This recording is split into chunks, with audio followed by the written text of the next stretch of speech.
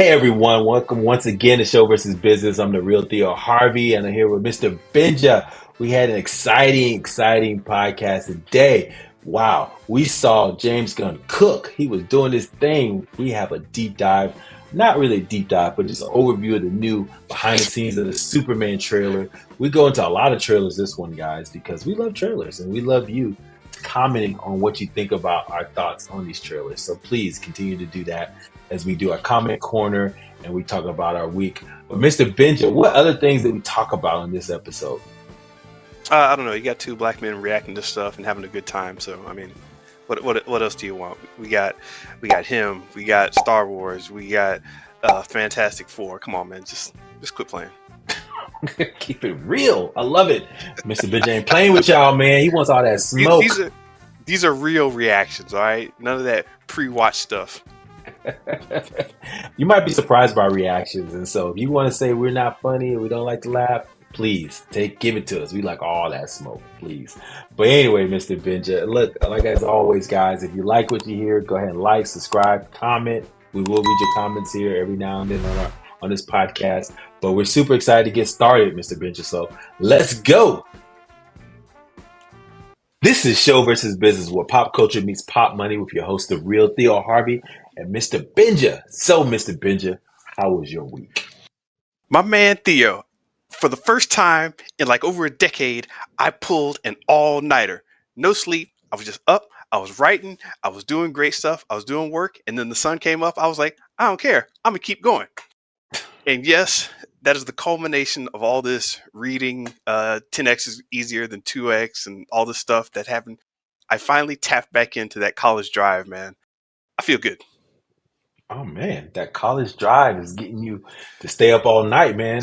That is crazy. So did you stay up all night like a vampire, doing all your shenanigans and doing all that great and wonderful stuff? Or did you kind of just stay indoors and just really just go in, get Oh, raw, oh, get oh, raw? not like college night, out partying, which is another thing. I can't do that. That left me a while ago. But I can stay up all night writing, reading, taking notes. I just got in the zone, my man. That's what I'm saying. I got in the zone. And then the next day was just kind of chill. And then I got a great night's sleep. And I'm like, man, I still got it, dog. Just being able to work like that I had to really get into what I was doing though. It wasn't a chore. So that was it. That was the key. Really loving it. Did you feel like, I get like that sometimes, you just get this nagging feeling that the work is piling up and I gotta get this going. I feel like sometimes a hamster wheel.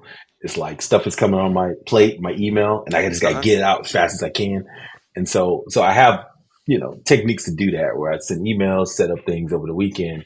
Yeah. But then there's these longer term tasks that I'm just sitting there. So, I need some deep thinking, right? I need like 2-3 hours where I'm just like in the zone.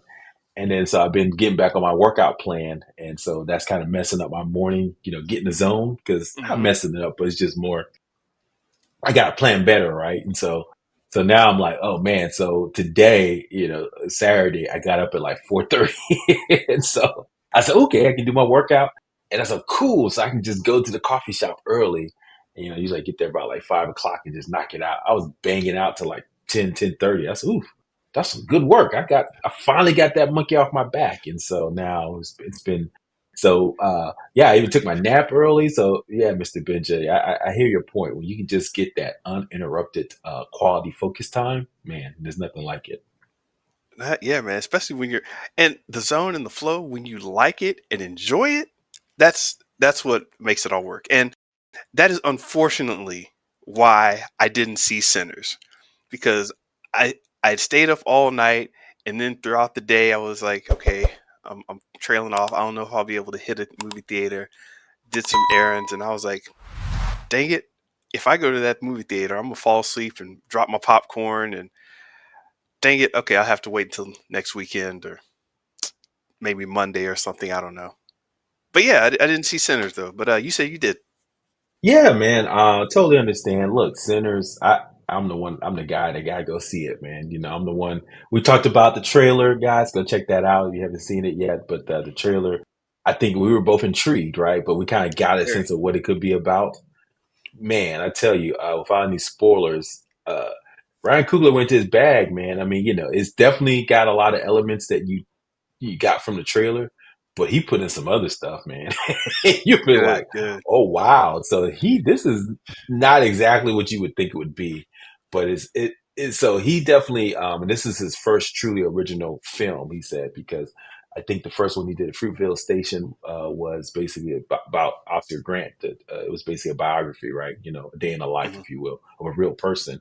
And ever since then, he was using characters from either the Rocky universe or Black Panther, and or he produced Jesus and the Black Messiah, and so Right. Judas and the Black Messiah, which is based on Fred Hampton. So this is his first original kind of, hey, I'm just coming out my bag on some story. And yeah, man, and it's definitely dope, man. I think people are giving him flowers. And we talked about the business aspect of this, man. I mean, this is I sent you a text, maybe we'll talk about it next week, but Hollywood is scared, man. This is like, oh, director's gonna want this deal, and the deal he got was that 25 years from now, all these characters from this movie and all the things that they do will revert back to Ryan Coogler and his family. So he will own all these characters to do what he wants, right? When we talk about Mm. IP, he created new IP and he eventually will be able to own it. That's unheard of in Hollywood now. So yeah, man. Yeah, go check it out. We'll go a deep dive on it next time, guys. But this past week was also tax week, and so I thought I was good, got all my taxes done. So I had the opportunity to go see Epic Universe. Have you heard about this new theme park here in Orlando? I heard the word floating around, Epic Universe, but I didn't get a chance to look into it. What's going on? Man, this is the Disney killer. This is the new. Haven't they been saying that for a while? I don't know, man. My niece, shout out to Sahari, thank you. She allowed me to did a preview because she works there of the whole park before it officially opens, and so I brought all my content gear. And so, guys, we will have some content, show versus business on the road, from your fearless reporter. But yes, I will have some content on this channel here shortly. But yeah, man, they have been saying this for a while, but I think this is going to be the case. The way to design the park, we'll get into it later when I show the content. They really thought it out. This is a modern version of what a theme park could be, the way they set it up. It's pretty genius. I mean, it's kind of a hodgepodge of different things. They have uh, Monsters Land. What they call. They have so basically the old Universal monsters. Mummy, Frankenstein, Dracula. They have Super Nintendo Land, which is where we have Mario Kart and shout out Dr. Chris. Our Mario Kart fun, a live version of Mario Kart. You gotta go check it out. And then they had Ministry of Magic, Harry Potter experience. And then what was the other one? They had How to Train Your Dragon. So they had a little hodgepodge, a lot of different things. But it was amazing how they designed it, where it was like a center circle in the middle, and then you went to these different worlds through what they call portals. And these portals kind of was like a whole different design. I mean, literally, when I show you the pictures, you see it looks just like Super Mario World inside there. So I think, yeah, they got a banger, man. And so I think Disney is shaking in their boots, man, here in Orlando. This wasn't an add-on. This is a whole new establishment. Yeah, this is like a whole different park. So you have Universal Studios, and now you have Epic Universe. So yes, I it's see. For some reason in my head, or what I had looked through with the news topics just spilling through, I thought this may have been some kind of extension or something. I see. Because I'm looking at pictures now, and what's funny is I went to the Universal website here to see the Epic Universe. It's amazingly structured like Disney.com was at one point, okay. Well, there you go. which is Design. hilarious to me. You got your design hat on the show. I got the business hat. This is gonna make money. Somebody banged on the door. What are you doing? That looks nothing like what we want. What do you want? What Disney's doing? Just do that and shut up. Yeah. Yeah, definitely. I got a chance. We've seen the content. I got a chance to ride most of the rides. I think the only ride I didn't get a chance to was the Ministry of Magic. But man, if you go inside that structure with the Harry Potter, it looks just Mhm. like the movie. It's just like almost done for life. I mean, they spent a lot of money and the views. I mean, I didn't even get the chance to ride the ride. I was just in the queue section. but Yeah. the detail that went into it, you look like it just came out of the movie of Harry Potter and all Hmm. that. So yeah, man, very interesting time. They had all kinds of little fun little things you could do. You get a little wand. You know, my niece was showing me how you can make things in the park move around. If you're in Super Nintendo Land, you get a little watch, and you can. I was of course Toad, and so you play as different team members, and that Yeah. watch allows you to punch blocks and get coins and play different games in the park. So yeah, man, it was definitely very well thought out. So go check out that content when I have it, guys. But yeah, we want to do more of those like on location type opportunities. So if you don't get a chance to see Epic Universe, you kind of see on this channel, I maybe want to go one day. But yeah, that was my week, man. And it was funny. It was tax day, so I'm like, oh, I got my taxes done. Of course, something came up, and my tax attorney, tax person called me. I was like, oh, I got online. I go find a quiet place and go get my Oh man. taxes finished. I was like, I'm not going out, leaving the park to go mail my taxes in. So can you just handle this for me? So they did. So yeah, crazy day. Sir, your Super Mario meatloaf is ready. It's like, I'm sorry, I gotta go. Exactly. It was crazy, man. So yeah, How's the food? A lot of people seem to talk about like Disney food. How's the food there? I mean, it's okay. That's not something you write home about. It's all virtual, so you don't have a menu. It's all QR code. You order it, and they just bring it to you. So I thought that was kind of interesting. I think they may have some restaurants that you can get up and get it, but it's like they're trying to, get I guess more people in, and so I guess they call team members. They're allowed to bring a family member, and so that's how I got in. And so it was a little not as many people at the park, but I could absolutely see that being bananas when the park opens, man. It's just going to be too many folks. Matter of fact, I already see what they had the official opening for annual pass holders a couple of days ago, and I saw some of the YouTube videos. Yeah, Hmm. it's bananas, man. It's gonna be tons of folks. When I was there, it was a little bit open and you can move around. But I tell you, man, so I may not go to that park for my again for another a Yeah. couple of years myself because of so much interaction. But yeah, I got to ride a roller coaster. The what they call it, man, I can't think of the name right now, but I'll probably think of it later. But the dual racers, it was basically a kind of like a dual ride where you basically did a lot of G's going up and down, twist turns, and I haven't done a roller coaster, and I can't remember in how long, Mr. Benja. And I was pleasantly surprised. I wouldn't do it again though, but it was fun.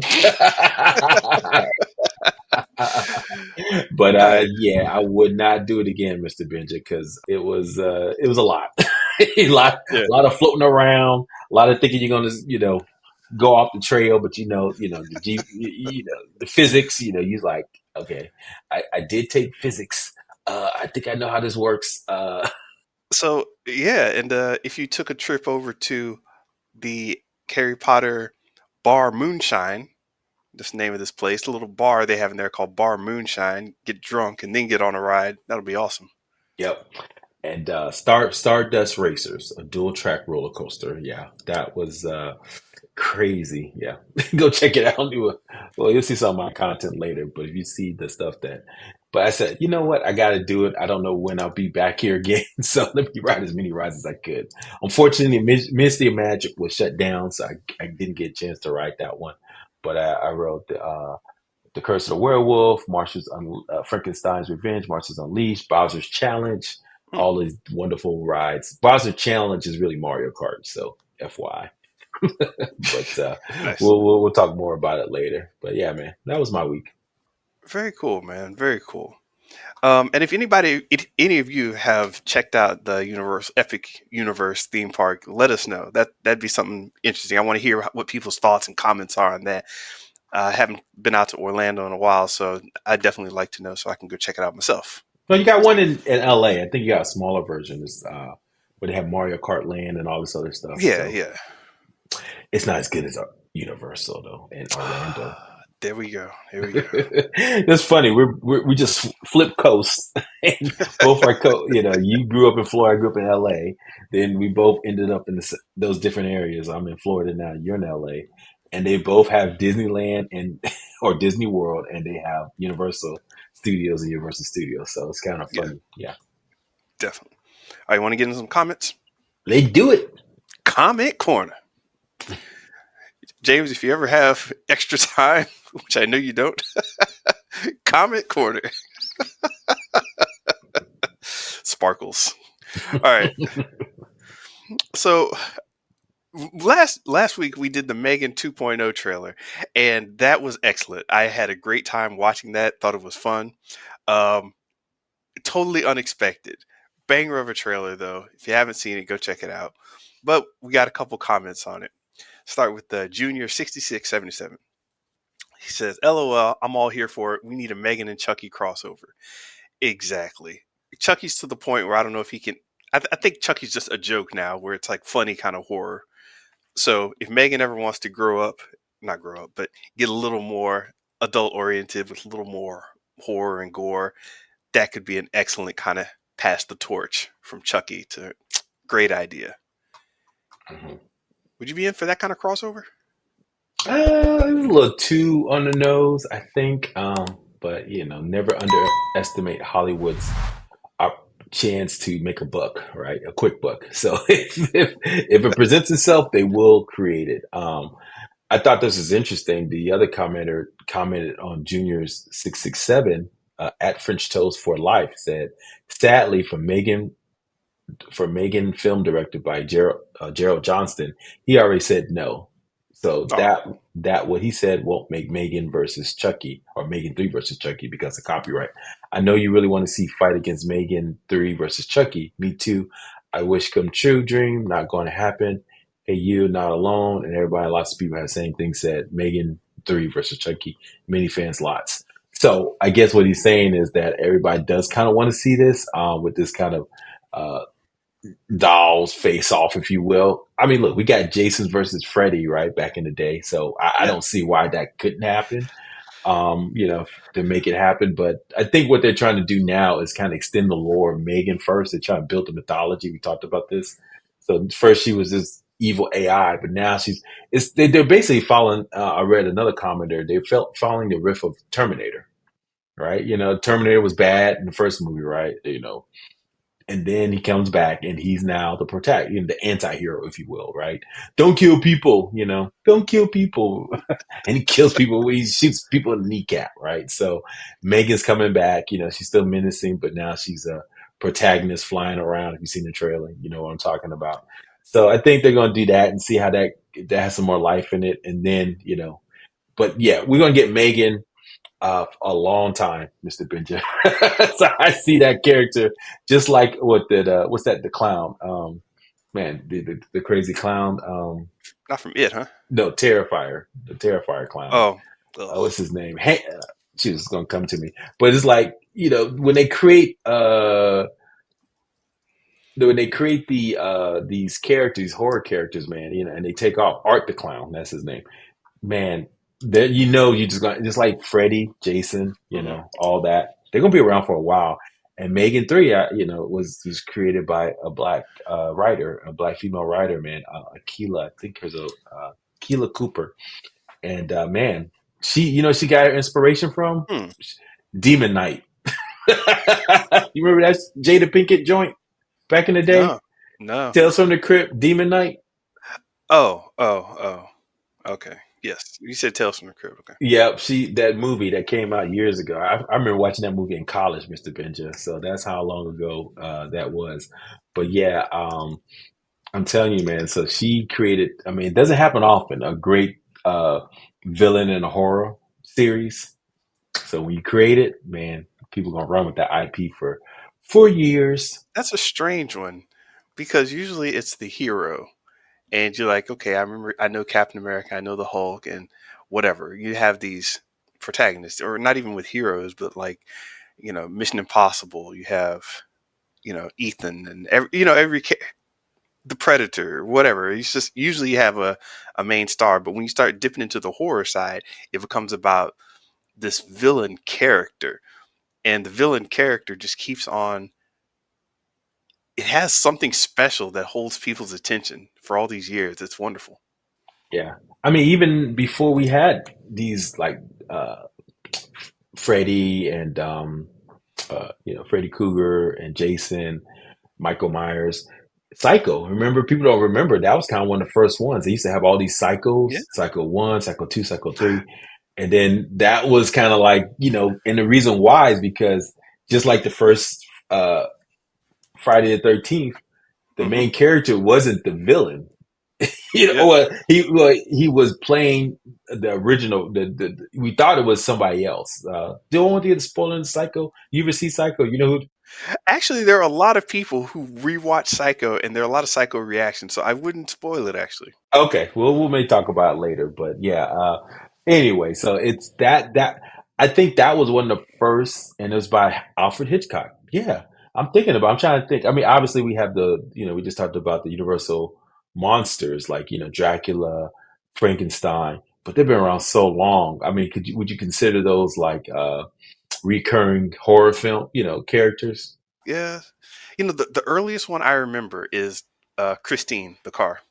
That's right, Christine. Yeah, they didn't have a second. They didn't have a series though about Christine, did No, they? no, it wasn't recurring like that. No, but that's like when you're talking about it goes all the way back.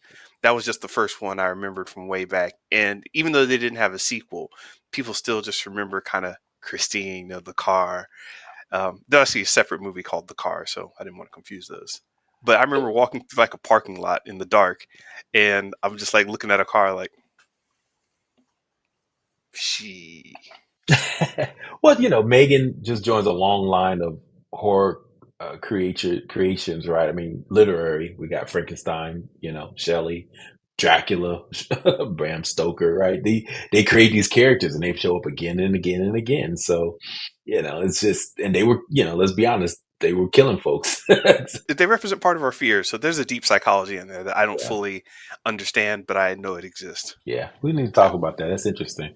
And then last but not least, we had the one from a chicken jockey, Insanity. Chicken jockey.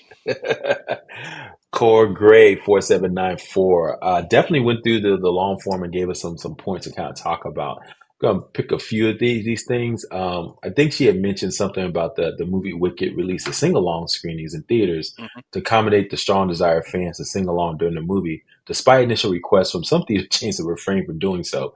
These special screenings featured on-screen lyrics and introductions from the stars, allowing fans to belt their favorite numbers in a designated interactive environment. So that's why. So the reason why we were talking about Wicked is because we were saying how this chicken jockey kind of evolved unnaturally, and that the movie theaters were kind of resistant, and then they were trying to be more embracive. I think they're still resistant. They want to kind of Hmm. control chaos, right, if you will, instead of people throwing popcorn and fireworks or jumping into the screen with a live chicken, right? But we were saying, can movie theaters create more interactive experiences? And so on. And Corey, great, thank you for commenting on Wicked and what they did there. Yeah, I didn't know this. I'm looking up. Vanity Fair has an article. Theaters ban Wicked fans from singing during the movie. Come on now. Um, Apparently, they say not even Wicked's immune from the 2020s tendency to turn everything into a fight. So they wanted to ban people from singing. Man, come on, quit going, quit playing. Well, it's like I went to a Broadway play, right? You're not supposed to sing or do anything like that, but it was just like so hard not to when you know the songs. And so I think the Wicked fandom, I think Hollywood is just they don't know. And I sent you that article. I thought I sent you this article. We'll talk about it later, but they don't know. They're this new mimification of culture, right? And how people are remixing everything, right? And that's just the way Gen Zers talk now, right? They find something and they'll, TikTok videos that go viral. There's this new song by Doechii, Anxiety. It went viral for a dance video that was based on a Will Smith uh, episode, right? Fresh Prince of the Bel Air. So it's just like stuff like that. They're remixing stuff they haven't seen live, but they see on the internet, and then they now emulating these dances from like TV shows, movies. That's just how they talk now. So when movie theaters don't understand how to do that, right? How to communicate in that way, or when things go viral and they don't understand it, the first reactions are pushed back. And I don't know if they can figure that out. It's stupid, man. Trying to force people how to. This is how you have fun. Get the hell out of here. That's nobody wants to listen to you. I mean, you may have put something out there that people are hyped to, but you can't control how people have fun. So what you do is you just ride with that vibe, man. Like, hey, listen, we're gonna have a wicked sing along night. Uh, you know, my brother's bringing over some, purple and green dye. We're going to put it in all your Sprite, and we're going to charge an extra $5 for it. But hey, this is going to be our sing along night at this showing.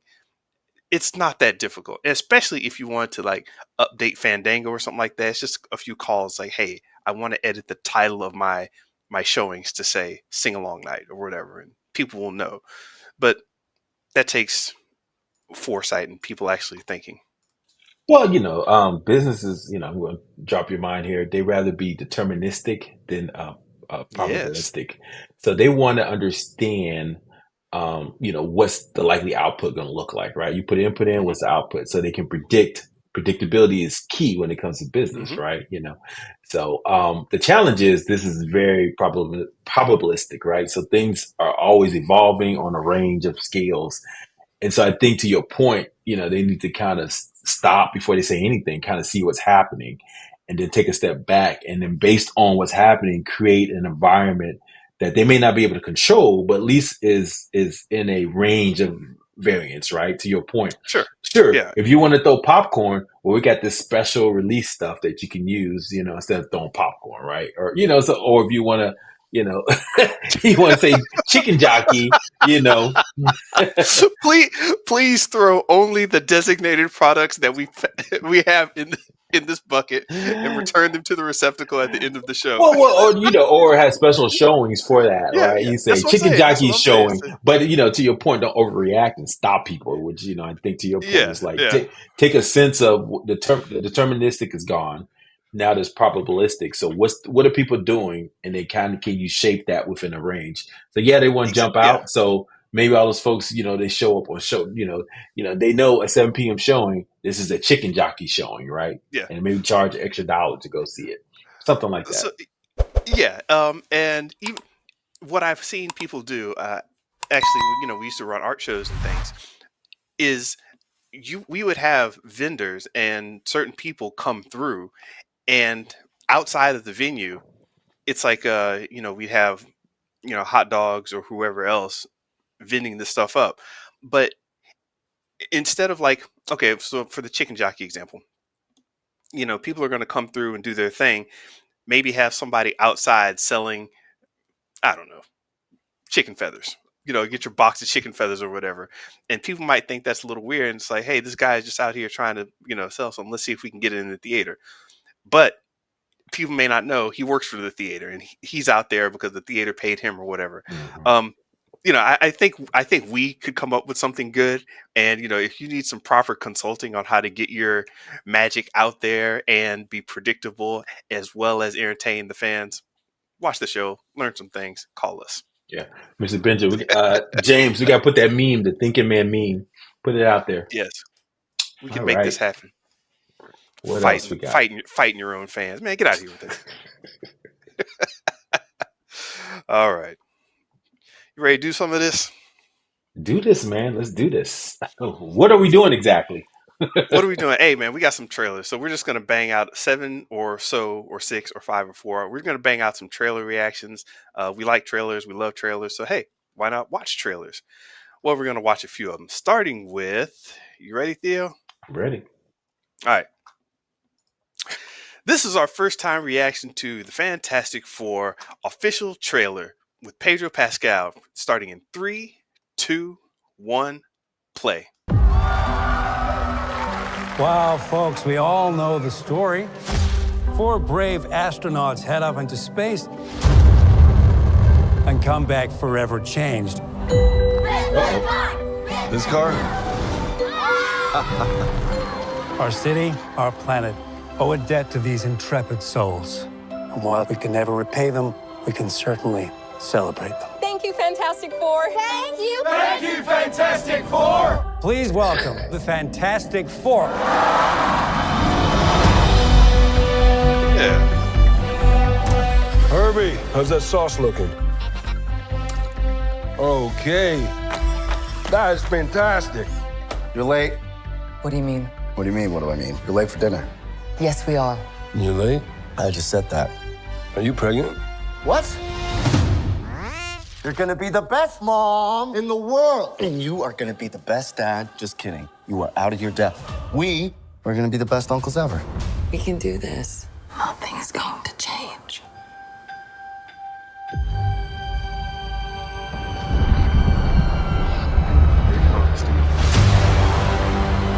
Are you the protectors of this world?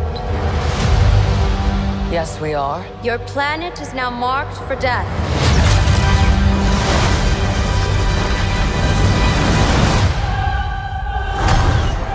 It's my fault. I stretched the bounds of space. And they hurt.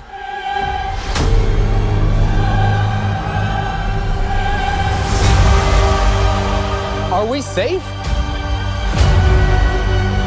I don't know. There's not enough time. I'm not giving up. We will face this together. We will fight it together. As a family.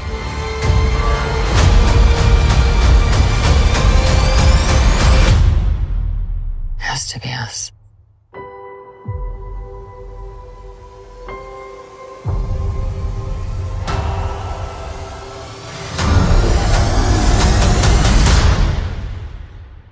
We will protect you.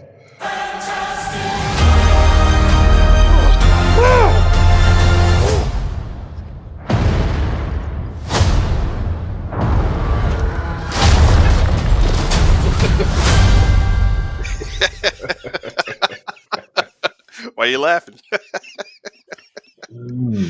I'll let you go first. Let me go first. Yeah.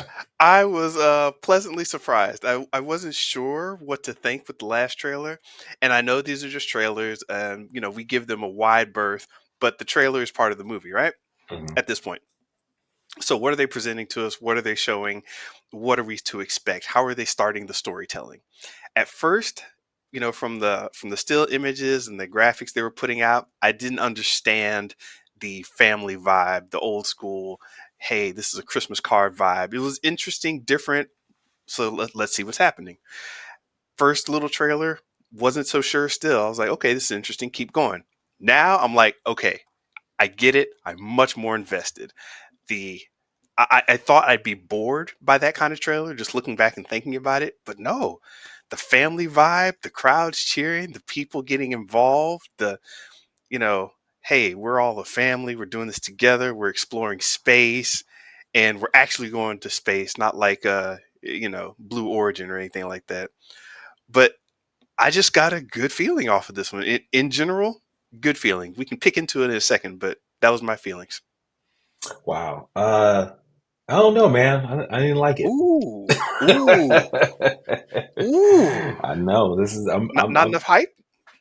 I think it feels like a story that we've seen before, right? Obviously we've seen other iterations of Fantastic Four, Hmm. um, and I think they're leaning too soon into this pregnancy thing, and I think I know why. Maybe we'll talk about it in a second. Sure. But it's just like I don't even know you as a character. I don't care if you're pregnant. So who are you? So a Yeah. woman. That's all we know her is that she's the pregnant one, right? Mm. Um, Hmm. and then the whole view of them. Pedro Pascal still seems a little off to me a little bit as supposed to be the smartest person in the universe. I don't know. Not saying that he's not smart, just he comes off a little bit different for me. Between Game of Thrones Right. and The Last of Us, I just don't see Sure. this egghead. Right, there's a super smart guy. Yeah, you can be quiet, you can look around, but I don't see that. So, Okay. like I said, it just feels some sameness to me, right? Hmm. And I'm not feeling, and then also I hope that's not Galactus at the end. That would suck. He's just walking around Ooh. on planet Earth. I mean, come on, man. He's supposed to be, he, now I get it. I guess he's the pilot sometimes of this other thing that he goes and suck everything.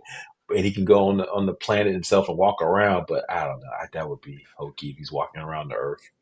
I Just, mean, that was my complaint the last time when they showed just the big floating head. I was like, I thought he was supposed to be bigger than that, and they're like, well, he can change his size, and then there's the Tattoo spaceship. I get all that. It's like, yeah, but I think they're doing the Marvel nerf it down a little bit just to make it a little more accessible I because guess. when you Yeah. start getting too Marvel Celestial, it gets really Yeah. weird. Well, we So know how what the Eternals, how that was received, right? right, and So that's not, and they've even pulled that one back from the Marvel Celestial weirdness. So mhm. I like Eternals, by the way. I'm one of the few, but Shots fired. get at me in the comments as always. Um, yeah, so I think it was understated intentionally, and for some reason, I kind of vibed with it. Like taking it back to before, I think that the old school vibe may have helped with that. Taking it back to really before a lot of the other hero stuff had gone down, Yeah. and it's like, hey, let's just kind of calm down, slow down a little bit, and say, hey, we're very super. We're so super, in fact, that we're not weirded out by this female Silver Surfer coming through the air. And yeah, it was just kind of, I don't know. Yeah. And speaking of which, that worked out for me too. I wasn't sure how that was going to play, but I don't know what Yeah. happened to the Norman Rad story, but we'll Yeah, see. I was fine with that. I mean, obviously the manosphere, they may not be cool. You can't make my Silver Surfer a woman. Eh. I mean, sure, Silver Surfer. Nobody was out here checking for Silver Surfer. Let's be honest. I But was. oh well, it's yeah. I think we had conversation about this. You were a Silver Surfer. You were in there. You were in the bag with Silver Surfer, weren't you, for a while? Hell to the yes. I thought it was just a corny concept and this dude walking, wiving, we're riding a surfboard in space, man. Just, somebody was, yeah, man, what about this? We'll have a surfer dude. Yeah, I'm in California. He's watching the waves. So He's a surfer. he's a surfer, right? But he's in space. But check this out. He doesn't have skin, right? He's like silver, man. What? Amazing. Oh, Write it down, draw a picture. So yeah, that's something out of the '70s foolishness, uh, comic book writing. But anyway, I digress. I never was a big fan of that, but yeah, man, just to me, I mean, I'll go see it. I see everything. So this is what I'm thinking is happening, right? I mean, we can make speculation, right, on trailer reactions. yeah. So Galactus is coming. They're the only superheroes on this planet, right? And so, it's Hmm. got tied into the multiverse. So he's probably going to destroy the planet, and their whole world's going to be, turned upside down. And that's how they get into our universe or in some kind of parallel, multiverse shenanigans so they can come to Battle Yeah. World and deliver that whole freaking mess. Oh, you said Battle World. Yeah, Yeah, yeah. no, the whole Battle World stuff. Because now, the question people are kind of looking for is Doctor Doom in this? Are we going to see him? I think they're holding that. I think he will appear some kind of form or fashion. Hmm. I don't know if it's going to be mid credit scene, where Robert Downey Jr. Right. turns around in the chair. Oh, I'm Doctor Doom. Yeah. When we were those sitcoms back in the day, and introducing Doctor Robert Downey Jr. as Doctor Doom. It's the name on the bottom. Yeah. So anyway, but I think he will show up in this. But for some reason, yeah, I think that world is going to get destroyed. That's what they're kind of, and that's why Galactus is there. So we'll see. I mean, So, okay, now this is the major movie of this extremely short phase that's going to basically lead into the reboot, as everyone is saying. yep. I haven't checked the quality of all these reboot rumors or exactly how they're going to do the reboot. I kind of just want to let it play out without getting too involved in the ins and outs and the casting and schedules and budgets. I'm just going to let it play out this time. I'm like, all right, whatever. But that makes a lot of sense to have somebody this celestial, a team this celestial, a team this, you know, magnificent and otherworldly, tap into all of that, bring in Doctor Doom, and then flip the entire script of the Marvel universe going forward. So lots of weird things could happen, and I think you're totally right about that. This movie is going to be that stepping stone. Well, and I'll leave it with this. I think this will be the first time we'll see Marvel. Well, I guess we saw that in Infinity War, but we'll actually see Marvel characters lose. I mean, and that would lead into other Mm, stuff. So that would be kind of interesting. But that's a hard thing to do. You got to like these people so fast and so quick that you don't want them to lose in a movie, in 2.5 hour movie. So I don't. That's tough to do. I don't know. I mean, they're all great actors. I've seen them in other stuff, but especially that Joseph Quinn. He's making a name for himself. He was in Stranger Things. He kind of looks like a younger version of Robert Downey Jr. to me. Okay, that's the And Human Torch character. yep, the Human Torch character. And he was in. I just saw this movie called Warfare, A24 joint, and he was in that. So he's definitely hot right now. So we'll see what he does. Literally hot in a sense. So he's definitely. We'll see what he's going to bring to this. But yeah, man. Yeah, I'm not as I'm funny, man. It's funny. I didn't know you were gonna be so enthused about it. You know what got you, Mr. Bitch? I know I exactly what didn't. got you. You know what got you? What's that? When they had the black man with the coffee tip his hat, there it was. I was like, that's gonna get him. What? I didn't you even see it. I didn't even see a you already black had the character. action scene. They had we love you, Fantastic Four. We love you. The last crowd scene character was a black man with a cup of coffee.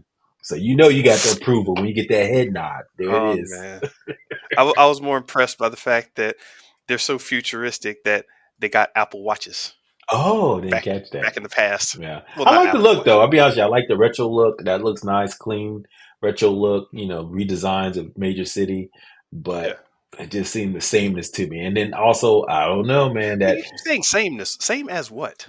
same as just the story, the plot. It just seems Mm, very predictable.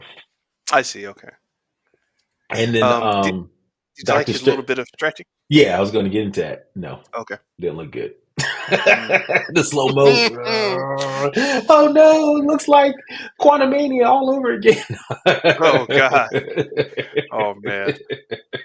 Remember how his face was stretched across that? That's good. That's gonna be Mr. Fantastic. His face is gonna be stretched out. So Yeah, yeah. I don't know. I kind of dug it. I kind of dug it. Um, we shall see. We shall see. Right. You want to get into the other Marvel joint? All right. Let's see. Skip to the other Marvel joint. Cool. All right. Cue it up. This is Marvel Studios Thunderbolts, and we're reacting to it for the first time in 3, 2, 1, play. Lena, being a hero, there is no higher calling. Your sister understood something about that. I should have come back for you. No. That's just a fairy tale.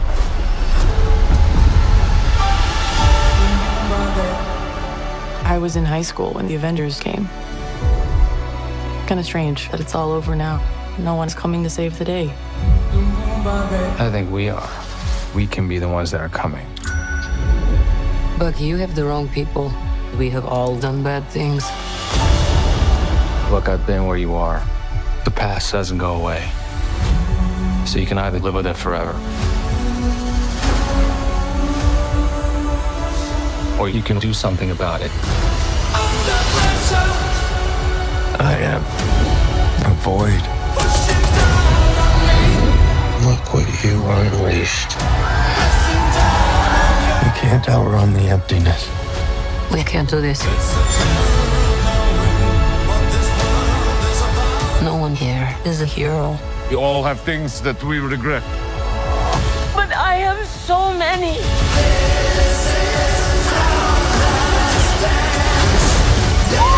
Lena, when I look at you, I don't see your mistakes.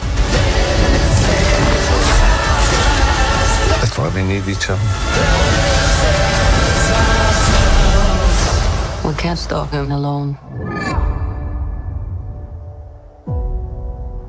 No one can. But we can find a way. Together. Marvel Studios Thunderbolts. Under pressure. Well, I mean, you I made me liked go it. first last time. Go ahead. Yeah, I liked it. Just get to it. Obviously, it was a little bit more comedic the first time, and this time it's a little bit more dramatic, right? Just lean into this like we're bad guys, we're bad people, and now it makes sense why Bucky's leading them because let's be honest, he was introduced as the villain in the Winter Soldier, so now he's like, look, you're always going to be, judged by your past, but that shouldn't define your Yeah. future, right? And so, in so many words. And obviously, the best actress, I forgot, Florence Pugh, right? She's delivering these Pew, deep pew. lines to get you, teary eyed. She is a hero.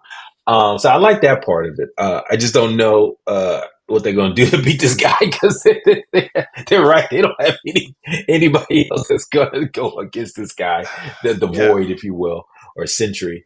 So it's going to be interesting to see what kind of shenanigans Marvel comes up with. And then, so yeah, overall, I liked it. I think there's some energy there. But curious, and as you kind of talk about your reaction, that big asterisk, man, it took the whole frame this time. Usually, it's like at the little top corner. So there's some theories about what that means and why they kind of keep featuring this asterisk. It's just like this is taking over the whole Thunderbolts Is that title. yeah? That's one of those things that might be more interesting to people than the actual movie. People are asking more about the asterisk than they are about the main villain in the story. So I mean, that tells you I That don't know. tells you a lot. That's a good point. So, how Um, was yours? What did you think? yeah, I just don't know. It's like Pugh was up there. What's her name in the movie? The character's name? I forgot. Yeah, Black Widow, but yeah, Yelena Belova. Yeah, the uh, the other Black Widow. Yep. Yolanda Bloom. So it's like I have all these characters I know. I already know I don't care about these characters. So I mean, you can like Bucky, that's fine, but nothing in there talks of Bucky's story and why we were kind of attached to him in the first place. So if you, this is just for me, but if you throw in a line like, "Hey, listen, I went through all this and we made it about him or something," because we kind of cared about him, but it seemed to be more about uh, Pugh and the guy who played the Vindicator character, the Guardian character. Mm-hmm. By the way, did we ever clear that up? There is another character called the Guardian and Vindicator. So Yeah, his Red Guardian, but yeah, yeah, Vindicator was another. Look it up and go down the Marvel wiki. You'll see what I was referring to. Anyway, somebody tried to he flame me. played Hellboy too, David Harbour, from Stranger Yeah, somebody Things. tried to flame me in the comments. Like, Vindicator, he's the Guardian. It's like, hey, check the wiki. I got that one. All right. But yeah, there's her character and the Guardian. I don't know that audiences really attach that much care to them to for that to draw me in to a Marvel movie. So I'm like, she's up here crying to a character I don't care about who's trying to console her, and then walking into the void, which maybe you would have wanted to save for later. I don't know, but Mm. it didn't. It didn't hook me, and I'm all about trailers having hooks. Getting really hooked by a trailer, like, oh my gosh, that is something I need to see play out. Mm-hmm. So I don't know. Maybe there are a lot of Pew fans. If you're a Pew fan and really Pew were pew. interested in that angle, um, that'd be interesting. So Yeah, I'm a fan, man. I like her. I think she was the best thing about wait, Hawkeye, the TV show. I was about to say the character or the actor. The character and the Okay. actress. Yeah, I like her. I mean, she was in that WWE movie. She played Becky the Man, and it was produced by The Rock, and she played a wrestling fan. I forgot the name of the. It was basically how the story of how she became a WWE superstar, and she played. That was one of her first roles, and she played that role phenomenally well. And so, and then obviously went off into the rare fight eras, great actress and all this other stuff, but she's funny. I mean, she was good in Black Widow. She was good in Hawkeye when she showed up for that one episode. I don't know if you saw Hmm. that one, but yeah, I think the character is great. It's like a Black Widow without the filter, right? And so I kind of like that. And so we'll see kind of if she can kind of carry that. They're actually pushing her more, which is interesting. So we'll see. I think there's something there.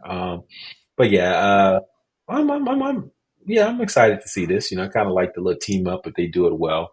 But I agree, they got to make you care for these characters. So, but So, Mr. Benja, okay, go ahead. I tell you this, they don't have as much far to go because you've seen these characters before. I mean, Fantastic Four, they're starting from complete zero, and they got to make you like and love these characters pretty quickly. And so, Yep. That's going to be hard to do. Whereas with these characters, you're right. You already have either you love them or you hate them, right? But if you like them, then this is opportunity to kind of build more. I mean, Bucky Barnes. Let's be honest. He's the Winter Soldier. I think he's been getting a lot of love, over the years. So Well, if he's been getting a lot of love, then why is he fourth on the cast list?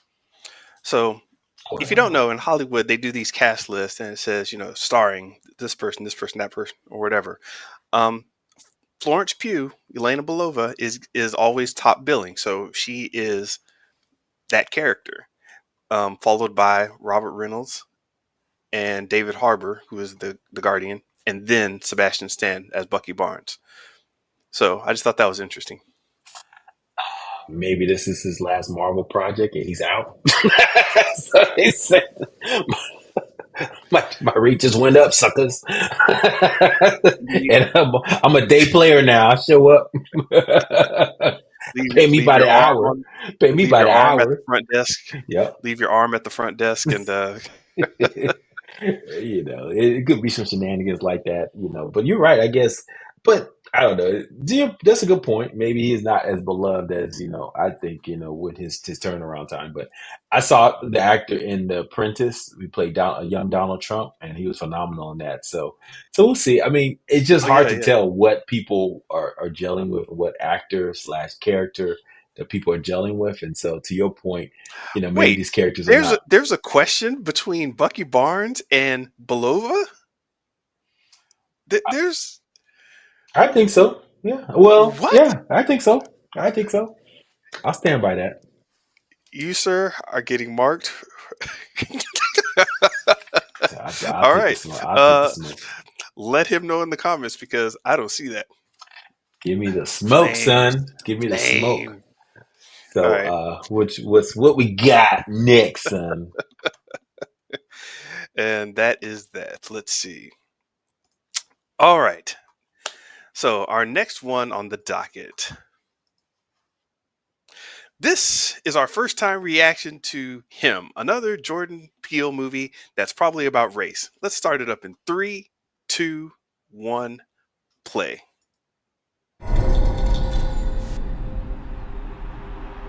Do you want this? I said, do you want this? If you want to transcend the game, you have to dig deep. Your mind and your body have to be in sync. Talent is how hard you're willing to work. No days off. No sleep. We grind. I'm never good enough. I'm never good enough. That's how great people think.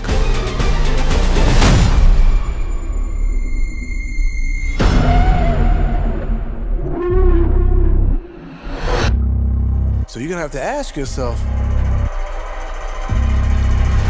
what am I willing to sacrifice? It's not a fucking game, man. This is everything. Do you want this? What are you willing to sacrifice? You fucking say it! Say it! Say it! Everything!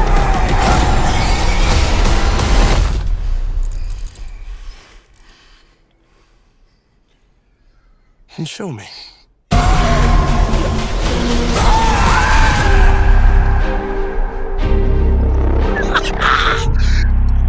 What the hell is that? That is what? That is wild. That was wild. That was wild. Oh, man. You want me to start off? Because you seem shocked. Or you want to start? You got to get it off your chest. I mean, I'm the sports head of the two of us, man. I mean, it started off like legit. I forgot for a second that was Jordan Peele. So I was like, oh, this might be an interesting take on, what it means to be in football. Oh, wow. I'm kind of interested in it. I was in for it. Then when it did that pivot, bro, I was like, damn, what is this? And of course, I was distracted by the actors. Marlon Wayne's in this, he's always interesting. But that guy that plays the main character, man, That dude is hilarious, man. Did you ever see Atlanta where he played the black white boy? It was with Kevin Samuels in it, and That he was had him. I can't remember it. yeah, look him up. He was in the scene where with Kevin Samuels, rest in peace, or rest. People don't like him, but rest in peace. He made him ask all. He asked him all these black questions to get a scholarship to go to college, and so he had to answer this question. Go check that episode out in Atlanta. It was basically about like what does it mean to be black, right, in America, and especially when you look like him. You can pass for white. Yeah. Hilarious. But this actor looked like he's got a little juice on him now. Good for him. But anyway, it's I don't know, Mr. Benja. This is very, very, very interesting. I don't know where they're getting this and what they're gonna do, but this screenplay was on the blacklist. I'm reading here. And the blacklist, if you don't know, was like the top unpublished screenplays in Hollywood. So it looks like they finally got it made. And so now this is what Jordan Peele wants to put out there. So I don't know, Mr. Benja. I liked it. I mean, I'm not big into horror, but I'm intrigued enough to go check it out. What are your thoughts? Well, first of all, I'm down with Monkey Paw Productions and Jordan Peele. They're Get Out, Us, and why can't I remember the name of the last one? Nope. Those all flowed. This one is brought from him, but it is written by Skip Bronke, Zach Ayers, Justin Tipping, and directed by Justin Tipping. So he's not as hands-on in this one, but it's definitely got his mark on it. What I thought was interesting is how they're playing into some very current things. That first half wasn't just like a regular movie. It was this is like very based on those motivational videos that you watch. If you watch, like, type in football motivation on YouTube, you'll get stuff like this, where it's the music, the working hard, and you got to keep going, you got to keep pushing. And if you've never been in an organized sport, at high school, college, whatever kind of level, then a lot of this may just fly past you. But there's this intensity and this pressure there that I kind of see coming out of this movie, and it's pretty bleak. And real quick, if you go back to, let's see, around 138 or around 135 in the timeline for this movie, you see what he's standing on is kind of like the star in the circle, and he's got the Christ pose up. And if you look in the background, I didn't pick apart this movie. I'm just now seeing this, so I'm sure you can get a detailed description of this later. But Jesus, him, the one, Satan, there's a lot of, people talk about selling your soul to, your college, your work, your athletics and stuff like this. It starts to become this whole kind of religion. So there's undertones that they're not outrightly pushing, but they're putting out there. Very interesting to me. Yeah, you know what? Horror film set in, man, Jordan Peele, man. I mean, granted, these other writers and directors are putting it out there, but Jordan Peele he's trying to put horror in pretty much different genres that we haven't seen before, right? The racial trauma horror, Get Out, right? This is, the horror being, what does it mean to be a high professional in the United States now, right? Because there is the worship culture, right? So there's the religious overtones. There's that. I was reading the description. There's the celebrity nature of it all, right? The crazed fan nature of it all. So there's a lot of things. He's right. There's a lot of things open to horror. There was a thriller. It wasn't really a horror film with Wesley Snipes and Robert De Niro movie called The Fan. I don't know if you saw that back in the day. And basically, it was an obsessed fan for a baseball player, and it was like he was like, "You better get a home run. I'm gonna kill you." Things like that. But this is taking it to the extreme level, right? Where you just, the real religious overtones of what it means to be a celebrity sports star. And you're right, man. Having a son that's going through the whole thing of basketball right now, man, it's almost a 24-hour thing, even at 9, where getting a lot of information, training, and he's becoming obsessed with it. where you're like, wow, this is really shaping his personality to the point where I'm Yeah, like, yeah, maybe you need to do some other stuff. Is it? Do you like Pokemon cards anymore? No, I think about basketball all the time. It's just, oh no, what have I created? yeah, So yeah, I'm intrigued too, man. yeah. You're intrigued. Are you put off by the weirdness, the religious elements, devilish elements, if you will? Yeah, I don't really play with that too much, but I'll check it out. I think there's something there to go see. I do too. I'm all about weirdness like this, so I will definitely be checking this out. And yeah, I'm digging this.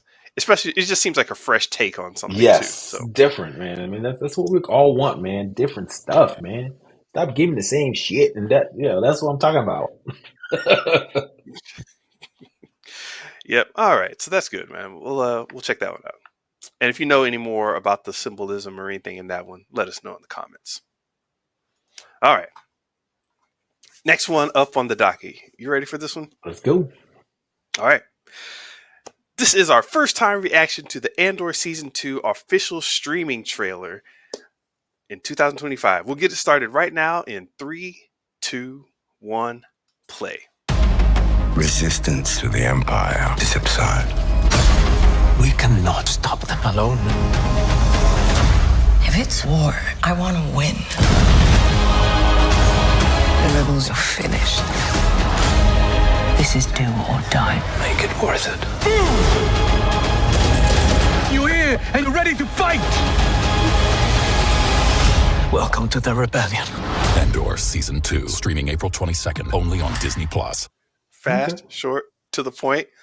Definitely took the regular trailer route as opposed to the in-depth Andor route, right? Yeah. Yeah. Did you see the season 1? Yeah. I saw it. Okay. Yeah. It's too good. Yeah, it's good. I think this will be good. The challenge was that they wanted to do this like a 5-year kind of 5 season show, like over 5 years. But I think the director said, "No, I'm good." So they're kind of compressing a bunch of I think they're going to do like 3 season arcs, or excuse me, 3 episode arcs inside the season. So it's going to be the first 3 episodes of like 1 year, next 3 is another year to see the character's evolution right into a rebel Okay. leader. So that's just some facts there. But yeah, I think we're ready to go see it. We're recording this. It's coming out in a couple of days. So I think people are ready to kind of see this. Yeah, I mean, it had a lot of heat. I don't know if that heat's still going to be there when when it comes out. But So Andor, frankly, was slow, but not bad slow. Mhm. It was a good slow simmer, right? Yeah. And it led you to say, "Hey, slow down, just sit down, just watch, just listen, just watch the expressions, take note of the cinematography, just slow down." And then with this trailer, it's like, actually, guys, we went too slow. Here you go. But I don't want to say it seems forced, but it seems a bit like they tried to amp it up a little bit. Mm-hmm. So I'm not sure how it's going to work. I'm sure I'll enjoy it. All Star Wars is kind of like pizza to me. I kind of like it all. But I'm wondering what they're going to do. So it'll be interesting. One thing I did notice, I'm not even like a eagle eye like that, but around 20 seconds in, they showed what looks to be an old school Star Wars character. Are you seeing this? Okay. Yeah. What's that? The whatchamacallit monster from from Hoth. Oh, Empire Strike Empire Strikes Back. Back. Yeah, I saw Yeah, that. the one that attacked Skywalker. It Mhm. looks. I know how Star Wars likes to bring back characters, so we see you, Star Wars. Well, Saul Guerrero. You gotta do what's right. That character is always funny to me. Seeing Forrest Whitaker out here in these streets. Yeah. So yeah, it's gonna be interesting to see how this kind of plays out. And you see the construction of the Death Star almost done. So Did you notice the green lights? Never mind. There was some TIE fighters or something with green lights going on around 15 seconds in. What's Green going on? kyber crystal action. So that's what, Some Jedi stuff. Okay. Some yeah. Jedi So I mean, shenanigans. yes. One Yeah. thing you know about Star Wars, they always shenan, and you can guarantee they will shenan again. Sprinkling a little shenanigans. That was my Star Wars level joke for the day. Oh man, yeah. So I think we're both excited to go see this and see where they go with this. I mean, it was the first time that I don't think that was a Star Wars was not a kiddie show. I think the Mandalorian's got a little kiddiness in it. Even the original Star Mhm. Wars, right? The original Holy Trilogy, it's got a little kiddiness. The prequel definitely does have some kiddiness in this, but this is Yeah, the first time I saw a Star Wars show that had no kiddiness. Just, I mean, they you're started the right. first episode. He was in a brothel, dude. He was out in these streets. You're right. There's absolutely no kiddiness. Ain't got time for no kiddiness in this one, man. So I think there's an angle there. They want to pursue it. Huh. That people they want that raw. They want that Star Wars raw, man, grittiness. I take that back. Rogue One didn't have a lot of kiddiness either. I mean, they had a few things, but Rogue One. So this is in the vein of that. Yeah, Andor falls in the vein, Yeah. obviously of Rogue One, so that all makes When I sense. mean kiddiness, guys, no Ewoks, no stupid droids The mo- out here in these streets talking yeah, stupidness. the most kiddie thing was the Imperial droid. I forgot his name, Hmm. but just kind of making jokes, and Yeah. he was the comedic relief. But even then, he was Yeah, it was an muted. evil Imperial kill droid. So Well, he had Andor had a little astral tech droid or something next to him a little bit at the beginning of this season, but he kind of went away. He was talking to right, him. Could you do? No, I'm not gonna do that. That kind of silly talk. But yeah, no kiddiness, man. Ain't no go ahead. kiddiness when you're out here taking Oh, over Empire. the silly talk. Get rid of this. What you? Adam Sandler got everybody. Yes, that craziness. Yes. So we're excited to see it. So yeah, let's get it on. Let's make it happen. Let's do it. Oh well, this coincides with maybe we'll talk about there was some Star Wars news. I think we talked about. Did you see that there's going to be a new Star Wars movie? Man, they talk about all these new Star Wars movies, but it's going to be with Ryan Gosling. Did you see that? They announced it at What? I Star didn't know Wars. about Ryan Gosling. I hadn't looked at that. Yeah, so there's a new Star Wars movie bubbling up. I mean, sometimes I think they just do this just to mess with us. Because how many movies have been announced that we never see the light of day? There's supposed to be a Game of Thrones one. Remember, the Game of Thrones guys are Yeah, gonna have a Star Wars. Patty Jenkins was gonna have a one about the X-wing fighters, right? yeah, That never bubbled up. There was gonna be there's supposed to be a Daisy Ridley right. one, Yeah, right, and continue her Ryan story. Johnson. Yeah. So Ryan Johnson, yep, was supposed to have one. So now they got another one. So it's just like, but it's another director, and that goes back to my theory, Mr. Benja. Every Hollywood Yes. director has a Star Wars in them. So it's just a Yes. matter of who can get it done. And And survive. exactly. I would love to see Ryan Coogler's Star Wars, man. I know he has one in him. I mean, he did Rocky, so he's got some genre bona fides in him. Um, Hmm. but the next thing he's going to do, the rumor is he's going to do an X-Files series. So reboot that. So that's going to be interesting. Wait, Ryan Coogler, Coogler? yep. Not Jordan Peele, Ryan Coogler. Okay. No, I know Jordan Peele did the Twilight Zone thing, which wasn't terrible. Yeah, it's okay. It was just its thing. It's Yeah, like, okay, that's fine. yeah. Hmm. So yeah, like I said, I mean, it's one for you, one for me, right? That kind of thing. So I think a lot of these directors are like, give me that Star Wars, man. I think I got a shot, man. Shoot. I mean, why not? At this point, Star Wars is such in the heat, man. It's still the most popular. I think we still need to do this IP index thing, but I still think it's the most popular IP up there. Yeah. But it's in the worst shape. It's just like, it's like a So mansion house yeah. that, everybody love to go to, and it's still good, but for some reason, the doors don't work. There's bees in the attic. It's just like, nobody wants to go, man. Yeah. You know what they should do? A long time ago, I read a book. It's just Star Wars bounty hunter anthology series. Like each chapter was a different story about some bounty hunter thing that was going on or some smuggler thing. And I really thought that was cool. Mhm. They might need to just go back and do these weird little anthologies just to kind of start throwing stuff out there that's interesting. Maybe we can get like a Black Mirror of Star Wars. What's some weird things that people have been thinking about in the Star Wars universe that can get played out in an episode, right? Give it an hour, maybe.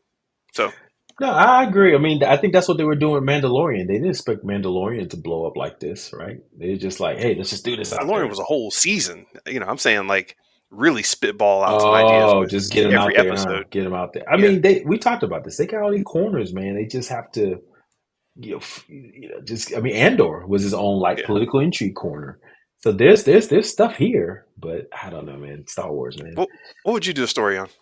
Ooh, good point. Man, we'll go deep dive on that one. I'm just having All right, we'll deep dive in that later. yeah. There's so many angles you can go. I mean, I mean, we kind of got something like that, the acolyte with the beginnings of like this the force and what that means, but that turned out to be such an ish show that it's like I don't really know if people want to Yeah. see Jedi for a long time now. After that one, it's sad. Yeah. So if you could do a Star Wars show or a story or even one little single episode, let us know in the comments what that would be. I think that'll be some interesting things to talk about. Drop that in the comments. And if you want to see no more Star Wars, let us know that too. But prepare for flames from everybody. All right. Last one. You ready for this? Yeah, so let's go. All right. This is our first time reaction to the Superman Day behind the scenes trailer. Scenes. Look, whatever you want to call it. In 3, 2, 1, play. Being a child, I loved the purity of Superman. It was a time when I was starting to understand what movies were. James didn't know that Superman was in his future. He wasn't sure that that was the one he should be doing. And then he called me one day and he said, I have a way in. I know what I want to talk about. I had been trying to crack it for years. This character's noble and he's beautiful. We just finished day 1 on Superman. It's been a hell of a week at the office. His scripts are so unique, his stories, they're heartfelt. You know, we love the opportunity to play with the incredible DC library of characters and stories, and we really want to do justice for them. Welcome to the Daily Planet. It's been so much fun to have the gang together finally.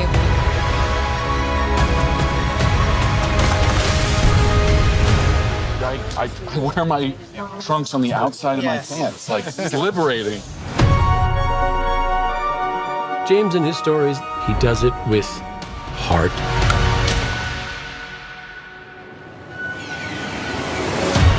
Superman is a character who's good. Who is filled with hope. He saves people because it's the right thing to do. We could use a little bit more of that. Superman was my original superhero, and it started on in comics, and I think it's going to be a game changer. This is the beginning of the future. They are launching a new era right now. It's the beginning of a whole new adventure and a whole new universe.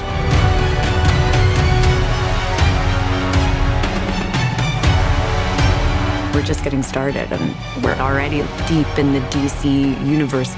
In James Gunn, we trust, and I think we can do it.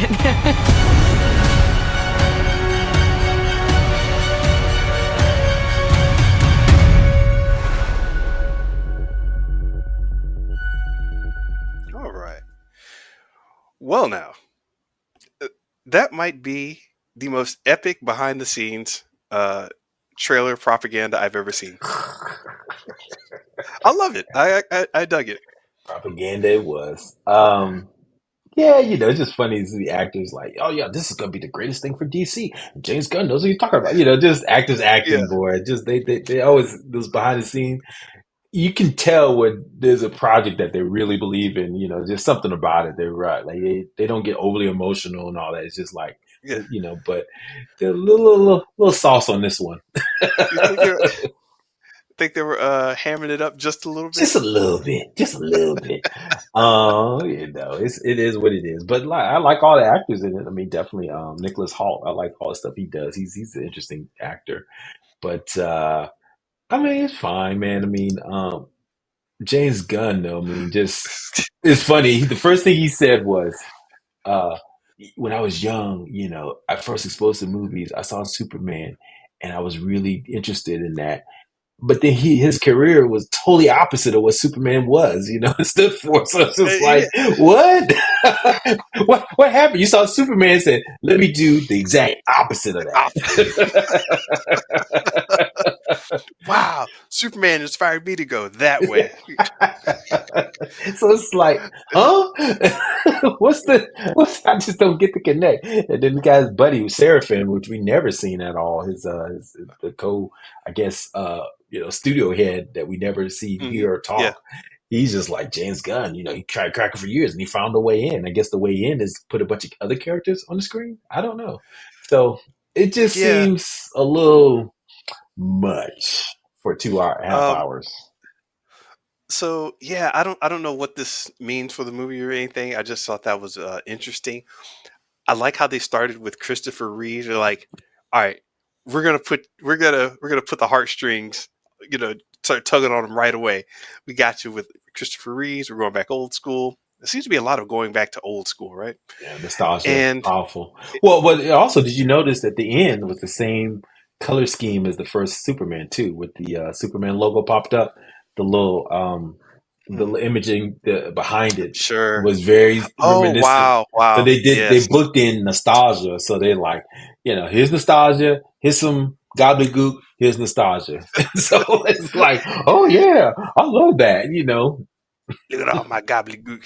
You like it, don't you? It reminds you of the old days. Get you some of that Um, Superman soup. it tastes good, don't it? One thing that I did notice is the subtle way they, because this is a very propaganda trailer. Just let's keep that real. That's certain. Um, the way he would always say, "No, you don't understand. Superman is good. Superman is good." It's like, okay, we know you're using that as an adjective to like describe the character Superman, but it's like people are coming away with that burnt in their heads. Superman is good. I must see Superman because it's a good movie. Superman, good, yes.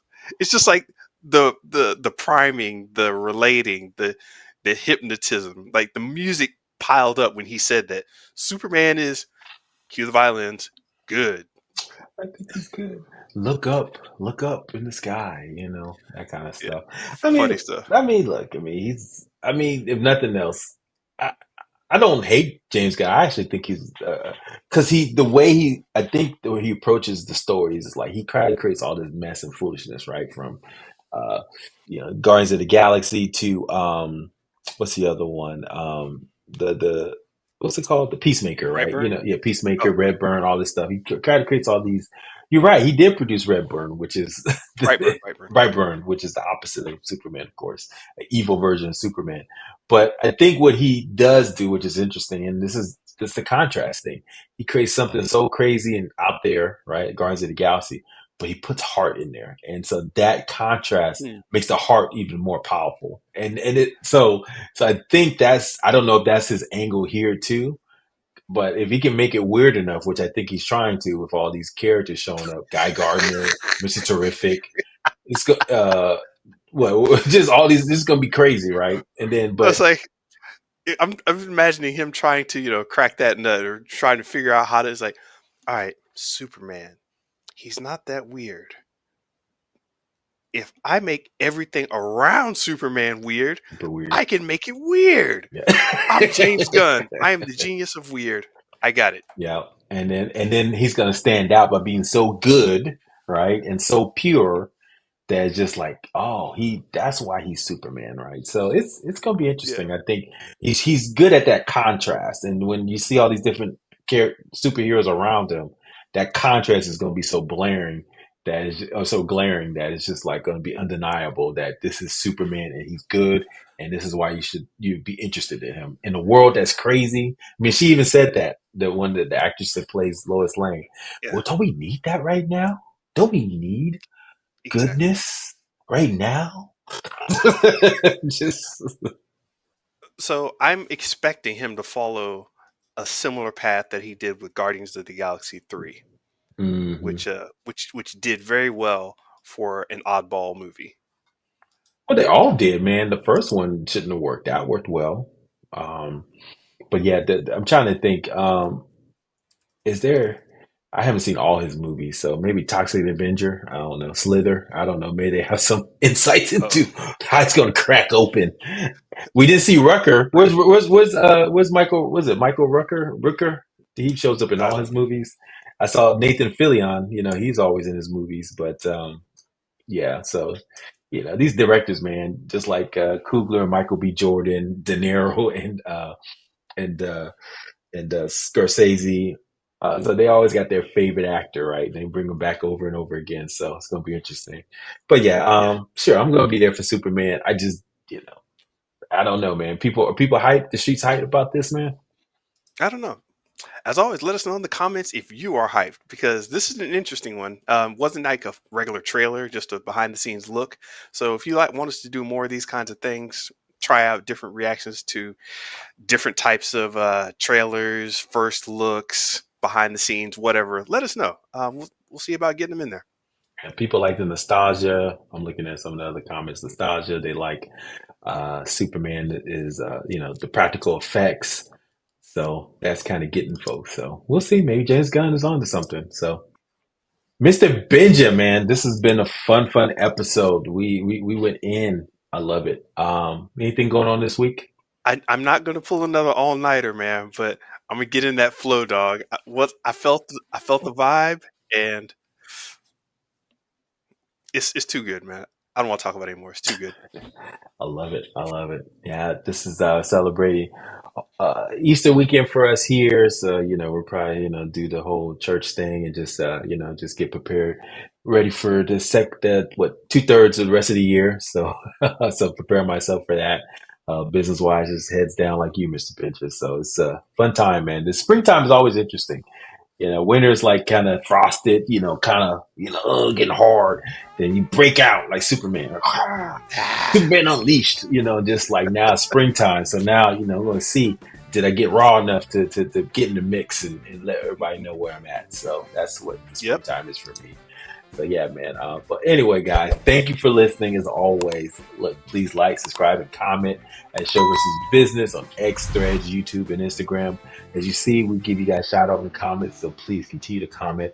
Listen to us at Spotify, iTunes, or wherever you listen to podcasts. Visit us at Show versus Business on our website. All right, Mr. Benja, have a good one. Peace.